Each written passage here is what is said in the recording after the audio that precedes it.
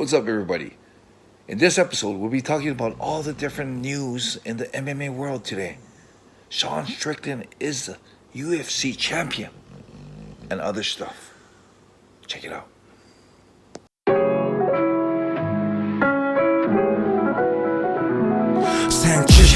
1978とある田舎町で生まれて移り住んだ新宿で育ちこの町で起きたこれまでの俺たちのここまでの生い立ちはほんのまた序の口試されたいちいち正してきた過ち騙し合いやからしないはスニッチの始まり放課後の苦惨症児童館にホームアローンそんな時間はほったらかして向かったとある場所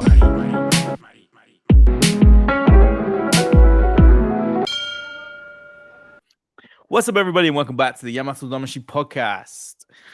Enson, it's been a big weekend of fights. There's been at least 4 big cards that I can think of. But we're going to talk about some of those fights, going to talk about some of those topics. But first of all, how are you? Good. Everything's going good. Cold plunges every morning. Today we got down to our lowest lows, 2.1 degrees Celsius. So shit, I think 30, about 34 degrees Fahrenheit. So you're going to carry on throughout the winter? Yes, I'm looking forward. What I want to do is I want to get in when it's freezing. Whoa. You know, okay. I think it's 32 degrees Fahrenheit or 0 degrees Celsius. And that's my goal, is to sit in the freezing water for 3 minutes. Okay. And I suppose it will change the dynamic, right? When it's freezing in Japan as it gets as well. Yeah, so I think the water temperature itself is going to be okay, because I really, there's very slight difference from 13 degrees to 10 degrees, and then 10 to 8, and then 8 to 6, 6 to 3. There's very few. I guess I'm getting used to it too, but I think the pain is about the same. The numbness gets a little harsher, but when you're numb, you don't feel pain. But I think today, going into the 2-degree water, I just the big difference was after I got out, after the 3 minutes, I had like this little pins and needles on my skin for a longer time than I usually do. Crazy, yeah. But yeah, I keep seeing on social media you're getting colder and colder. Yeah. So I mean, I don't feel that. They said you can go as cold as you can, as long as it's not like real bad for you. I'm making sure that the guys who are jumping in with me not starting to shiver, because shivering is the first sign of hypothermia. Yeah, so as long as we're not shivering, I mean, this is the pain of the numbness. I mean, that's stuff we can suck up. So, I mean, we did it all today. So all 3 of us did it. So everything is good. Yeah, I was going to ask you, because how are you incorporating the training, right? You got enough guys training with you these days. So, and are there any people slower to adapt to it, I guess? Yeah, I mean, every person has their own thresholds on that type of pain, but yeah, everybody's doing good. I mean, of course, it'll depend on what your motive in the training is. If the guys are trying to, like Koichi right now is trying to build muscle, so he's going through a heavier weight training session. And whenever you want to build muscle, the pump after the training is super important for the blood to bring bring out bad tissue, bring in oxygen for the rebuilding. So to stop the pump would be stopping the strength and the muscle building effect. So like me, I'm already 56. I'm not trying to build muscle at all. So I'm just trying to get leaner. So whenever I do my push-ups, sit-ups, I always jump in after. So guys like Koichi that's trying to build muscle or build strength, they have to jump in before their workout. Okay. And have to just thaw out and then start their workout. It's just a little difference. Yeah, I've seen Koichi do it a few times on, I think, like your social media, Sarah's TikToks. I've seen he seems to be getting better at it for sure. Yeah, he is getting way better. Yeah, fair play. Cool. So we kind of touched on some of the people there. It's a big week for you, right? Because you have. Do you have 2 students fighting? There's a lot of people that are wondering what the hell's going on with Todd Duffee. So maybe we should start there. Yeah, well, Todd Duffee and Tsuyoshi was supposed to fight on September 24th. But according to RIZIN, there was some problems with the visa. I think the visa was delivered with the passport, but I guess when Todd Duffee wasn't at home with some packages with the visa that was with some boxes or packages or something like that got stolen. I mean, I don't know the nitty gritty details of it, but the most important thing for us was that he wasn't going to make it into the country by the 24th. So Sakaki Bada called us and asked us if if we can push it to the October 1st fight date. And I think, I guess we're lucky that there was actually a RIZIN 1 week later Yeah. that yeah, they yeah. could actually move it to. But the only problem with that is we were supposed to fight in Saitama, but now it's in Nagoya. So it's about 5-hour car drive away. So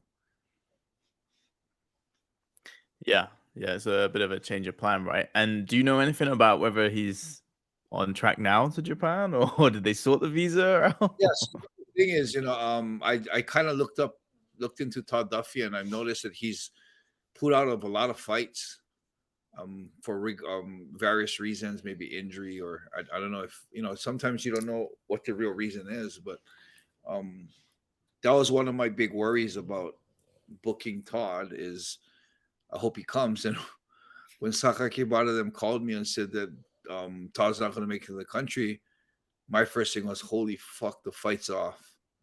And all the training and all the prep, especially for Tsuyoshi, he was already tapering. It was kind of frustrating, but what can we do? Basically what I told Tsuyoshi was, hey, this is the game. This is the fight game. Don't think you're unlucky. Don't be bummed about it.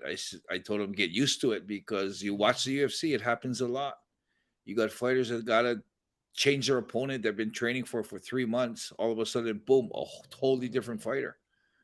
And, I mean, of course, you could decline the fight, but, for certain associations, especially for the UFC, Dana White doesn't like that. And if you decline a fight and you turn it away, you're probably going to not be on the favorite list after that anymore. So, yeah, it's a whole different thing. Back in my day, I probably wouldn't have took it, because I'm fighting life and death, and it's not about win and lose. It's about live or die, and I'm trained to not be killed by my opponent for 3 months, and I'm not going to just jump into another opponent. So I would probably not be a favorite for Dana White or any other promoter. But if that had to happen, and I had to change my dates and get inconvenience, I would have to be financially reimbursed for my inconvenience. So that's a little different. Right now the promotions actually run the game. Fighters are more yes men than anything else. So the promoters pretty much you fight on the October 1st, or we're not going to have a fight for you, which means no Yeah. pay and no sponsorship money. So It's it different. was It's a different now. Like no-brainer. back. We take the Yeah. I fight. mean, Yeah, back. we do what we can Oh, with it. yeah, I was gonna say that you guys had more, I guess, star power. You could be a bit more like the promotions worked a bit more for you guys, rather than, hey, we'll get fighter A and bring in fighter B.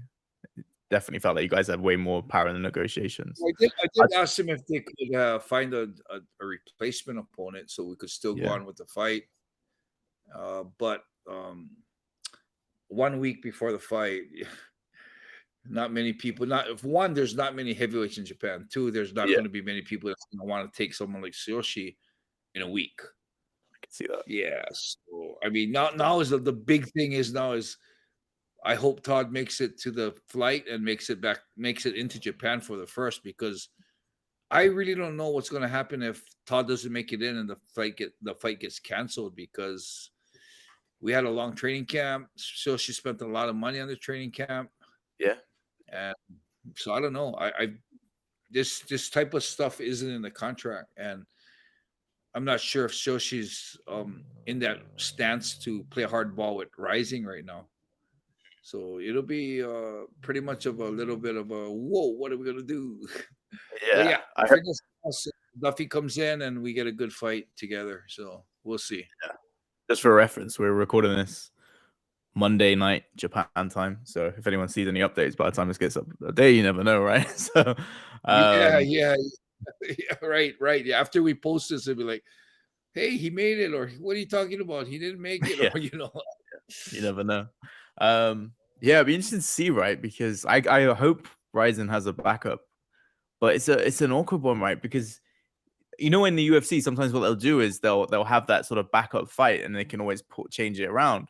But what's the backup heavyweight fight? It's Tsuyoshi's brother, which is kind I of don't like, have no, he's actually fighting on the same card, so there's no backup. yeah, that's what I mean, right? So that's even more This awkward guy for just fought. Mikio Ueda just fought. yeah. Shrek's probably not someone on the list. Uh, Shoshi's brother, which probably wouldn't happen because of their brothers, you know, but yeah. he's on the What we- card. There's nobody. There's nobody that can throw at him. So we'll see, man. That'll be a big curveball for Rising, you know, and a big learning experience for us. Well, I hope Todd Duffee can make it because I'm excited to see that fight. I think it'd be a fun fight. Yeah, So I think it's a big test and a big step up for Shoshi. So I think Duffy's a real good gauge on how well he's doing. So we're really looking forward to this fight. You know, win or lose, I think we'll learn a lot. yeah, I mean Duffy's a heavyweight that can move, right? So I think it'd be Oh, interesting to Duffy's see. for real. He's a real fighter. You know, he's Yeah. tough. He's strong. He's explosive. He's on this. You know, he's on this big comeback where he's making a comeback. So, you know, he looks good. I saw his Instagram today. He looks super lean. He looks in shape. So, Shoshi's ready. He's ready, man. We got to Super get this happy. fight going. Yeah, fingers crossed. Fingers crossed. So we kind of touched on it, RIZIN this weekend, right? Like, obviously, you were going to be at the event, but did you happen to check out the event? Yeah. So you know, for me, I've been in so many fights. I've been in Pride. I've been in the UFC. Been in Shuto, and I'd rather watch the fights at home where I can go grab a Coke, lay down, sit down, hug my dogs, you know. So yeah, of course I didn't go to the event, but I ordered it on pay-per-view and I watched it on pay-per-view. Yeah, I definitely I'm after a fighter, I'm turned into a fight fan. So yeah, for Yeah. sure I watched the fight. What do you think of the event overall? For I thought it was pretty good. I mean, kind of in the middle, they right? put up some fights. Yeah, there was actually there weren't very much boring fights. I thought it was pretty exciting. Yeah, we kind of got quite a few exciting finishes at the beginning of the card, and then some of the fights probably weren't as exciting as other events that RIZIN's put on. I wouldn't say it was like an all-time bad event or anything, but RIZIN's had a Yeah. pretty good year, right, of good fights and cards, so it probably doesn't stand out as much as the others. But I guess in the main event, I wanted to talk to you about this because you've got 40-year-old Kanehara, who former Sengoku champion, has fought in the UFC, but kind of when Kanehara first started fighting in RIZIN, it was kind of like, oh, he's kind of at the end of his career, right? But now he just beat the former champion and one of the top guys, obviously, in the featherweight division in Kleber. What do you kind of think that says about the Japanese MMA scene when someone from the past kind of comes in and pretty much whoops a lot of the current day fighters? Well, one, I think that it shows one that Kanehara is still pretty good. You know, he still can move. He's a solid fighter. He has the striking. He has the takedowns. I mean, the wrestling's good. He has good ground sense. That's why Kleber couldn't really surprise him with any ground.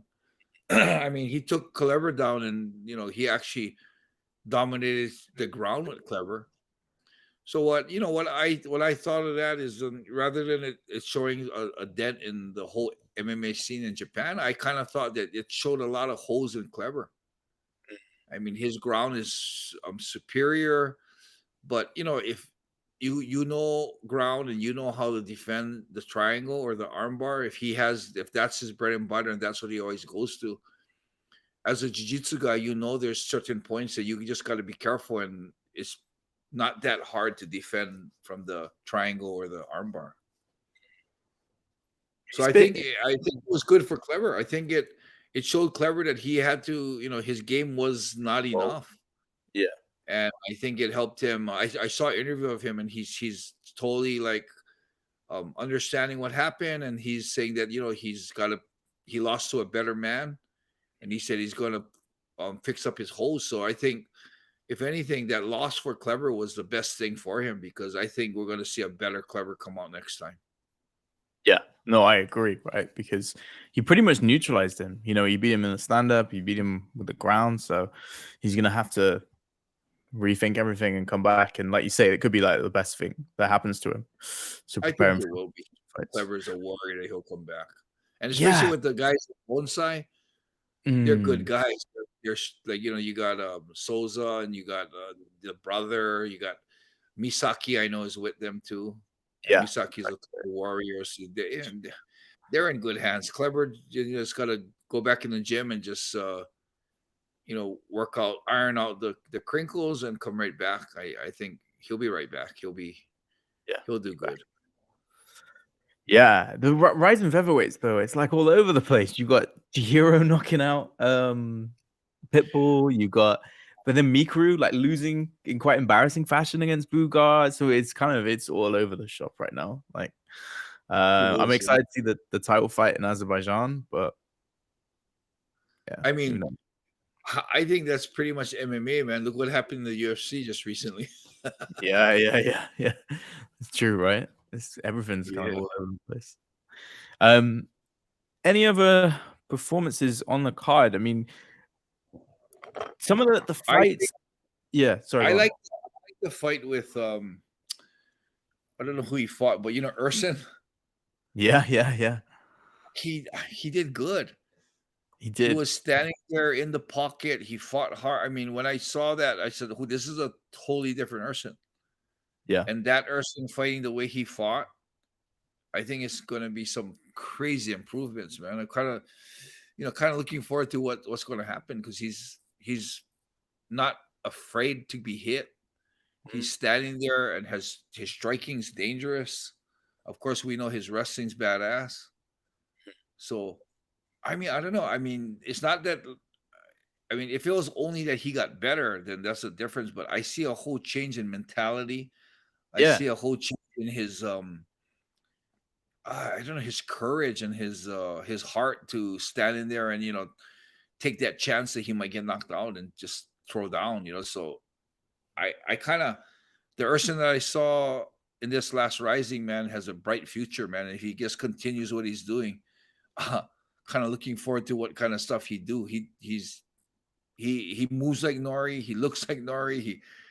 He doesn't have the timing like Nori, but he has the same type of dangerous striking, same type of wrestling. So I think he's on the right track right now.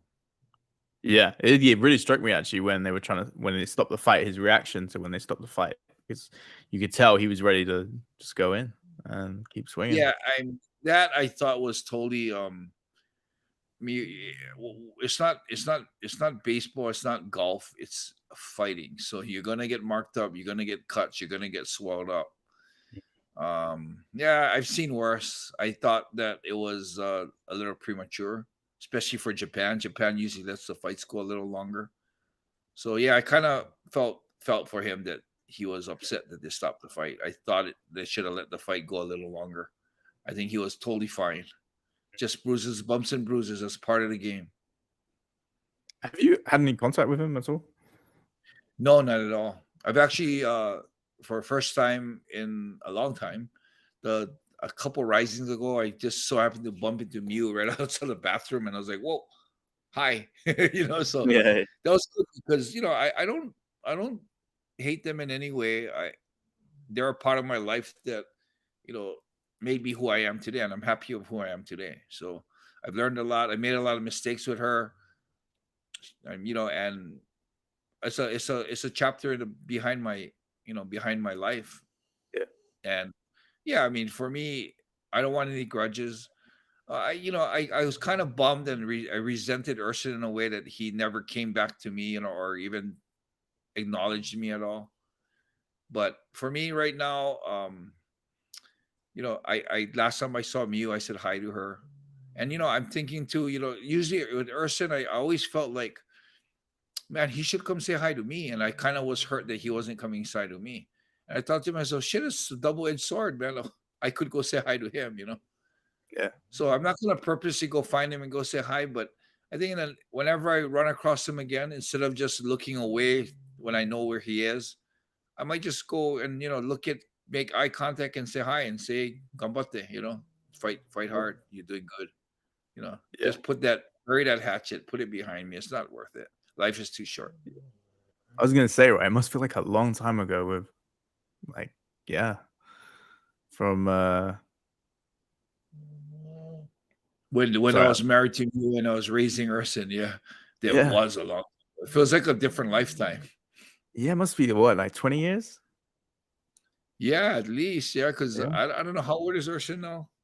Last time I saw him, he was 7. Yeah, Yeah, I have no idea. It must be I nearly think he's 30. in his 30s already. Yeah, Yeah. Whoa. yeah. Okay. Oh wait, I think he's about Tsuyoshi age. I think. Oh, okay. So like mid Yeah. 20s, right? Yeah, I think so. Yeah. But Yeah. Yeah, crazy. Man, yeah, time flies. No, but obviously you're both in like good places, right? So hopefully see what happens. yeah, I Um, mean, I think it'll happen one day. mhm. Bury that Hope- hatchet for yeah, hopefully, right? I hope so. yeah. What do you think of Anpo versus Patrick Usami? That was a pretty crazy fight. Ampo is a lot better than I thought. That guy's good striking, man. Because Patrick did really well. I thought he created a lot of danger for Ampo, but I think just the level was just too different. Ampo was just a lot better, a lot Yeah. faster, more accurate in his combinations. I want to see Ampo and Minoru. That's the fight I want to see. I mean, everyone wants to see that fight, right? Especially when you see Did you see what happened at the end of Ampo's fight? He tried to call Minoru into the ring. I got his shirt off and like, And the RIZIN Association stopped it he said no. because in Japan, they don't like when people are had some bad news and like get arrested or he just got caught for doping.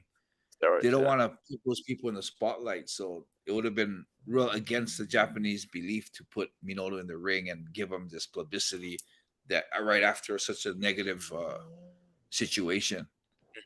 So they stopped that. I mean, I think Ampo called him in the ring, and Minoru was taking off his shirt to go into the ring, and they didn't come in. And I think Sakaki Bara made an announcement saying that when he makes everything clean and he has a clean test, that's when he can get back in the ring. Right now, he can't. So straight up, nope, you're not happening right now until you do your what is that? The probation? What is it? 4 months Suspension only? period? Yeah, I don't know. What is it? 4 months? I don't know how long he said. I think it was 4 months or 6 months, which is ridiculous, unbelievably short. I wonder if it was 4 months to tie in with New Year's Eve or something like that. Because if it was a couple of months ago, I'm surprised he even was honest about the test. I thought they're definitely going to just say nope. It was negative. I thought that, but I guess maybe RIZIN is starting to do proper steroid drug tests. Yeah, at the deterrent. Because I've never heard of them testing other people before, but yeah, Minoru's the first that's ever been tested positive. So I guess they do it if they feel there's a reason to, maybe. But yeah, I wonder. Yeah, crazy. Yeah, hopefully that fight happens though, because that's a badass fight. Yeah. What do you think about Shibisai? Right, and fighting one of Tsuyoshi's ex-opponents in Jay. That's pretty crazy fight. I thought he was gonna have a tough time, and I was worried about Janos. I think his name is Janos. Yeah, yeah, I think he's Janos. Something Janos. I was worried about he's Janos. Yeah.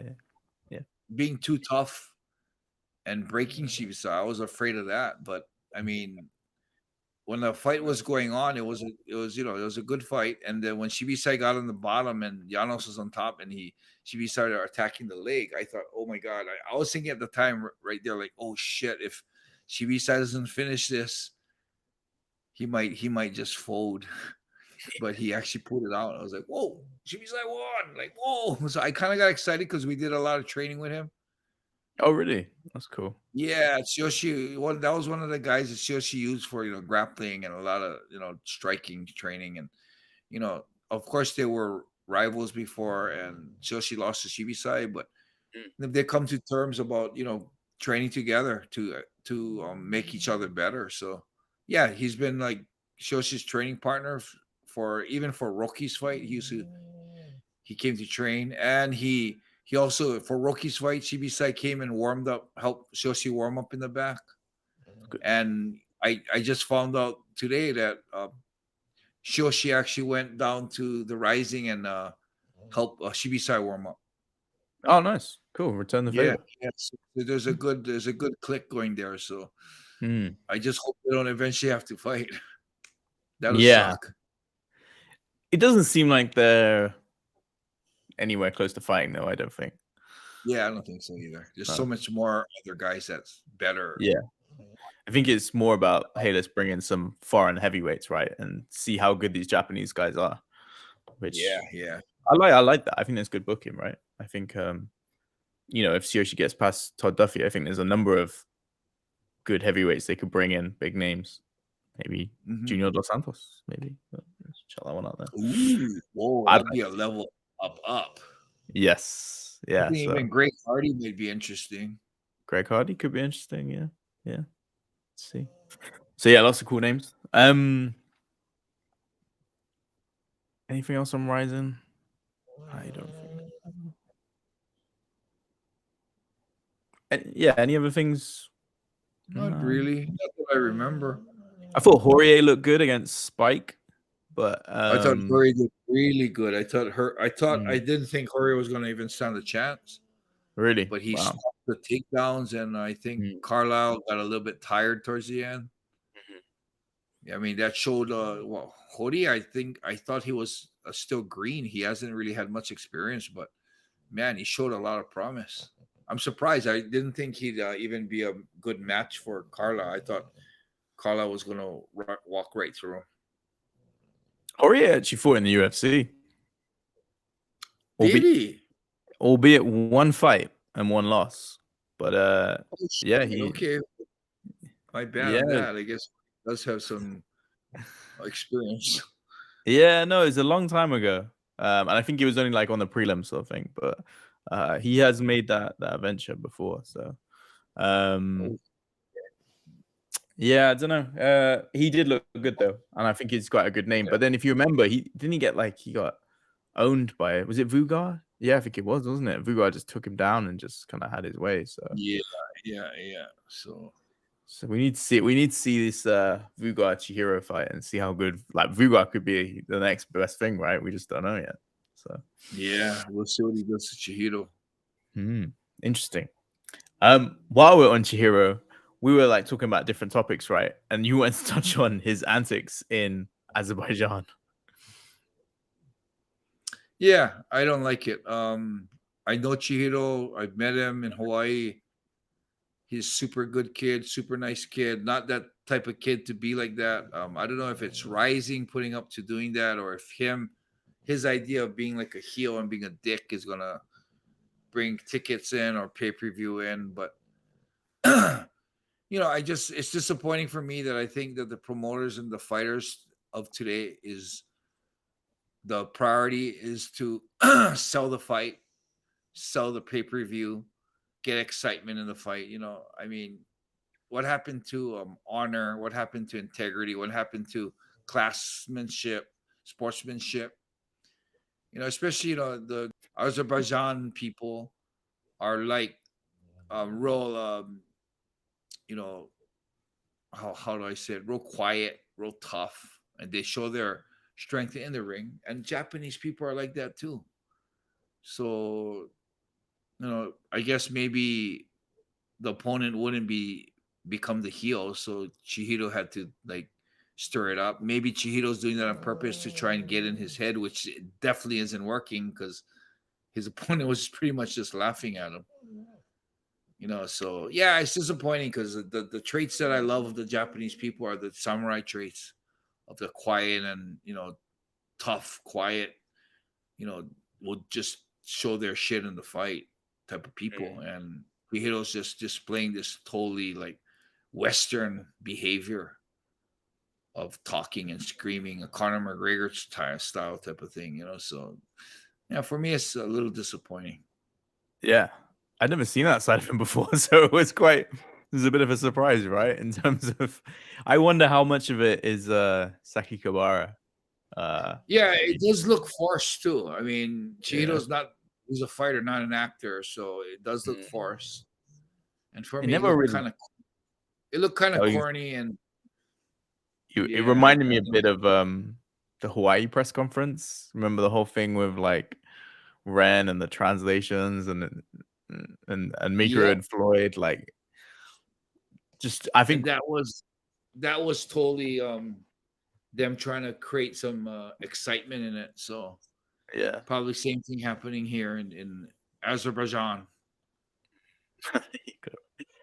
Just reminded me actually, the whole thing with Saki Kabara on the phone calling up Koji to fight Kai. What do you think of that? Was that like a shoot, or did that actually happen? Like, what do you think they planned that I don't before? know. Or? I hope that. I mean, I was thinking that they're bullshitting and they've already planned it. He knows he's calling, but the way the conversation went is that Koji really didn't know. I mean, he asked him on the line, "Was it okay for me to do steroids?" Then it's like after Minoru gets busted for steroids, Yeah, that's that's not like the topic you want to bring up. And even if no. it's a joke, you shouldn't be saying that. So I almost feel like that wasn't actually planned. So I right there I was saying, wait, did they just seriously just randomly call Koji live? I mean, maybe they did already ask him, yeah, because calling Koji and having him, decline the fight would just be ridiculous for no reason. So I'm pretty sure they probably talked to him and told him they're going to call him and they want him to fight. But I don't think they planned the conversation because the conversation went pretty unplanned and unorganized. Maybe Koji was just kind of like taking the piss a little bit, whole thing, just for like steer it his own way. But it's funny, man. Yeah, no, it was a weird one because it was just hard to gauge because obviously we've got English commentary, the version I'm watching, and they're kind of translating it, but it's kind of delayed, and you kind of like you don't get all of it. So it was really hard to tell. Where I've just figured, oh, they must have pre-planned this beforehand. But it's funny to hear that actually in Japanese it sounded a bit more off the cuff. And Yeah, it did. And then did you hear what happened after that? Ota, the Olympic wrestler, yeah, his opponent pulled out. Yeah, yeah, so they brought in Shoko Sato. Yeah, yeah. so Who is that? Ota kind of went off on that, saying that they're trying to pull in Kai for the next event. He lost his opponent, so why don't you just make me fight Kai? So he was kind of pissed off that why didn't they just give him Kai instead of bringing a whole new opponent? And then Kai's going to fight, Koji. It's like, he was kind of like upset about that. But I mean, it's an easy answer. Yeah, Him versus Kai wouldn't be as drawing as Koji versus Kai, So yeah, yeah. Who's do you know much about Ota's opponent? I don't know who he was, to be honest. who? Ota's? Yeah, the new opponent. Shoko Sato is the ex Shuto champion. Oh, really? Wow. Okay. And he was I don't know what happened. He had a pretty successful run in one. He was fighting in one last year. So I wonder if he got released from one or Maybe. one's letting him fight in Rising. I don't know what's happening, but I thought Shoko was one fighter, but he's gonna be fighting in Rising next. So I mean that's a tough match for Ota. I think Ota's an awesome wrestler. He's been doing really good, but I still think he's green. Yeah. And I think someone like Shoko Sato might expose him. So I'm looking forward to that fight. They don't give him any easy matches, that's for sure. With Ota, Yeah, they give he's him been like doing good with that too. With the hard yeah, match, he's been doing good. So yeah. Interesting, crazy. So let's go back a bit. There was a bit of a crazy stoppage at the UFC the weekend before this one. I just wanted to get your thoughts on that because that must be super frustrating to deal with as a fighter, right? Yeah, well, you know what? The funny thing is frustrating on both sides. The guy who was doing the choking, it wasn't like I didn't think it was like a super good choke, but I guess it was enough of a choke to actually make the guy and the opponent couldn't get out, and it probably was like in a semi choke. So for that guy to have him close to a 90% finish and the ref to stop it and then say it's a mistake and then make it a no contest, for him it's so unfair because he had him in this nice deep choke. For the other fighter, of course, you would never want it stopped if you're not, if you haven't tapped or you're not asleep. But I was surprised that Dominic Cruz and Michael Bisping was just on the ref saying that, what is he doing? What is he doing? Because I thought the ref made a good decision. When you see what the ref is looking at and the guy's arm goes limp like it did, Dominic Cruz and Bisping were saying stuff like, no, he relax. You're supposed to relax in a choke like that. Yeah, you're supposed to relax, but not like that where your arm just goes dead like that.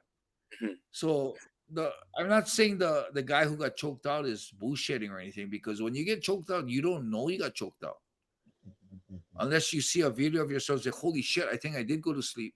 Like when I fought Igor, apparently I must have went a little bit blacked out a couple of times towards the end, but I don't remember that.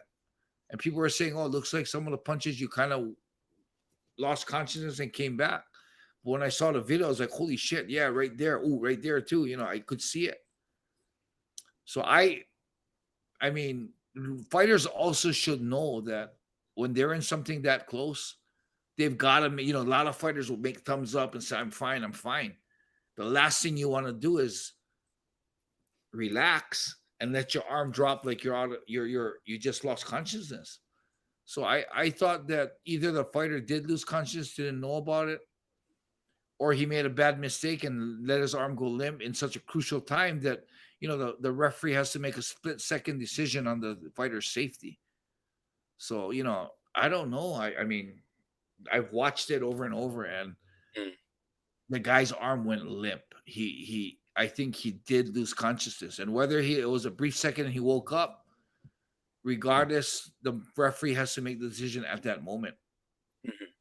So I thought it was unfair to both parties. Yeah, the guy who had him in the choke had him in a good choke and lost it, and if they do a rematch, he has to get him back in that position, at 90% position, which is almost finishing the fight. So the fighter who got choked out, I mean, could be lucky, could be unlucky. He could be lucky because he might have actually been out and he got a second chance.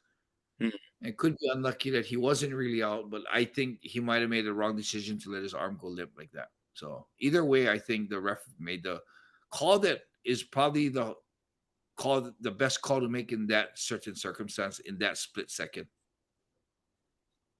Yeah. No, yeah, it didn't look like the worst reffing. I think people were a bit up in arms, right? But probably because it was quite, I don't know, the card didn't have that much star power, right? It had Valentina Shevchenko and Alexa Grasso. So sometimes when there's these cards where there's not the biggest fights, I do find that if there's like a bit of a controversial finish, it kind of gets blown up even more because you kind of need a news story from that event.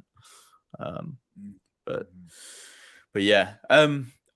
What do you think about UFC middleweight champion Sean Strickland, and who do you want to see him fight next? I think we touched on it a little bit on our last podcast that we recorded about him winning the championship, but I'm just curious, what do you think should be next for Sean? Sean Strickland is such a breath of fresh air. He's a new face. I mean, Izzy is a great champion, but Izzy beating Sean, we'd be like, okay, now who does Izzy fight now? So for me, I know Sean personally. I'm Tsuyoshi trains at the Extreme, so of course, I don't dislike Izzy at all. I think he's a great champion. City Kickboxing has awesome people. I have friends that train there, but just as a fan, to have Sean win that would be just an interesting thing because it opens up the whole division. So, like you say, who should be the next opponent for Sean? It's like, damn, there's so many names in the hat. Like if it was Izzy, like okay, you know, all these guys are out because Izzy's already beat all these guys. But now, you know, Izzy has like the winner of Hamzat and Paulo Costa. That might be, or even that. Well, I forget that other guy that came and faced him in the ring. Oh, Derek DePriest. DePriest. So that's two interesting fights for Izzy. But other than that, there's nothing else. But then you got see the thing with that the Izzy fight, he still can fight the winner of the Kamzat and Costa. He still can fight DePriest. Yeah. Look at Sean Strickland now. All these other people calling him out. You know, the guy, what's that? The gorilla. What's his name? Derek Brunson.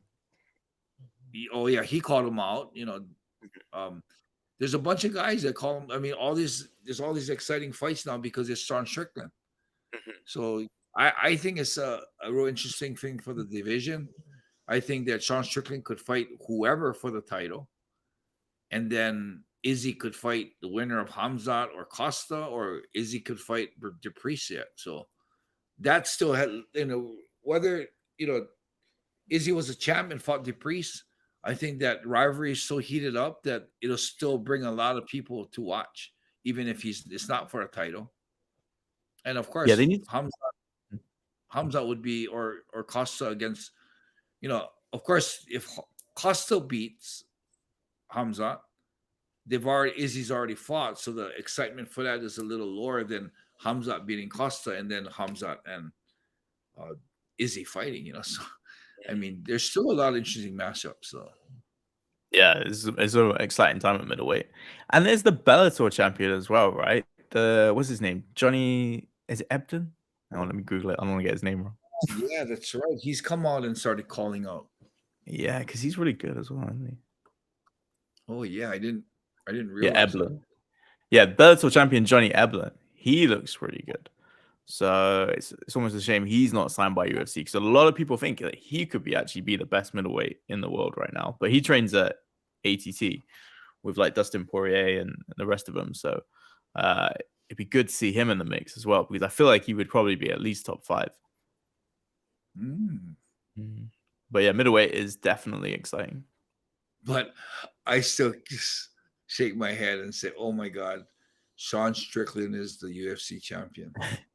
It must be, right? Because you met him so many years ago and seen how crazy it was. It's probably even more surreal if you know him in person, I guess.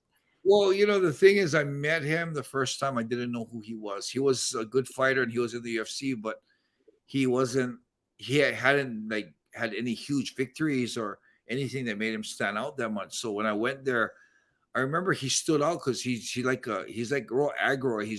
He's a beast in training. He like goes for it in training, runs his mouth the whole time while he's sparring, comes off the mat and still running his mouth. And the stuff he says is like stuff that people don't want to say, but it's so true. What he says, you can't like deny what he says. He says stuff that are like you shouldn't be saying it, but it's true. And I remember looking at him and he didn't know who I was. So I remember looking at him and I said, "Man, what's your name?" And I didn't know who he was. So, you know, and he goes, "Sean Strickland." I'm like, "Okay, I'm going to remember that name. I'm going to watch you. I'm going to follow you. You're funny." He's super hilarious. And so, I mean, from that to everybody knows his name, you know, it's like, wow. Yeah. Yeah. Well, they say that he does very good numbers as well for the UFC. I think Dana White was saying that pulling in big numbers, which is funny, right? I guess sometimes, the crazy guy at the bar people want to see, right? So, yeah, I mean, I don't know. Maybe I'd hate him if he wasn't with Extreme Couture, but I feel like a little camaraderie with Extreme Couture cheer for all their fighters, and he's definitely a definite staple in Extreme Couture. And I like the guy personally. I think he's funny and he's controversial, and I like a breath of fresh air for the sport for some reason. I don't know why. Maybe I don't know why, but he's someone that's like exciting to even hear talk in an interview. yeah, he's something crazy. So I'm conscious it's nearly 1 a.m. your time. So final topic before I let you go and go to sleep. James Johnson, a NBA player, went out in the media and said, I could give me a year and I could beat Jon Jones. So I wanted to get your reaction to that statement. There's one simple answer on that that shows how uneducated he is in the fight sport.